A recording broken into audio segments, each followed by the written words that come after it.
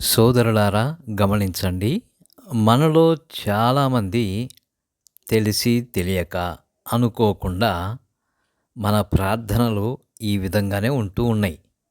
మనమేదో నీతిమంతులమని, మనము నిర్దోషులమని భావించుకుంటూ ఉంటాము.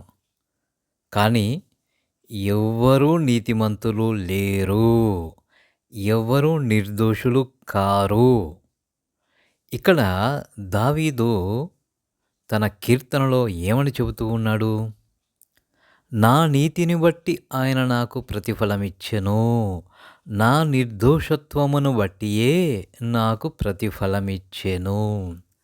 The Lord rewarded me according to my righteousness, according to the cleanness of my hands hath he recompensed me అంటూ ఉన్నాడు. ఇంకా ఏమంటున్నాడు?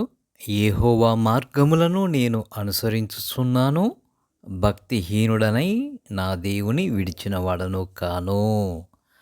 ఆయన న్యాయ విధులనన్నిటినీ నేను లక్ష్యపెట్టుచున్నాను, ఆయన కట్టడలను త్రోసివేసిన వాడను కాను అంటున్నాడు.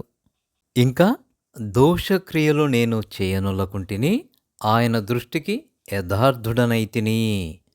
కావున నేను నిర్దోషినయుండుట యెహోవా చూచెను, తన దృష్టికి కనబడిన నా చేతుల నిర్దోషత్వమును బట్టి నాకు ప్రతిఫలమిచ్చెను అంటూ ఉన్నాడు. మరి దేవుని యొక్క న్యాయ విధులను అనుసరించిన ఎడల బత్షెబ ఎపిసోడ్ జరిగేదా? ఊరియా యొక్క మరణము సంభవించేదా? లేదు గదా? అలాంటప్పుడు నేను నీతిమంతుడను, నేను నిర్దోషిని అని ఎలా అంటున్నాడు? మనము చేసిన తప్పులను ఒప్పుకున్నందుచేత, దేవుడు వాటిని క్షమించినందుచేత మాత్రమే మనము నిర్దోషులము, నీతిమంతులము. అంతేకాని ఏ ఒక్కరూ కూడా తమ క్రియల చేత నీతిమంతులు కారు, నిర్దోషులు కారు.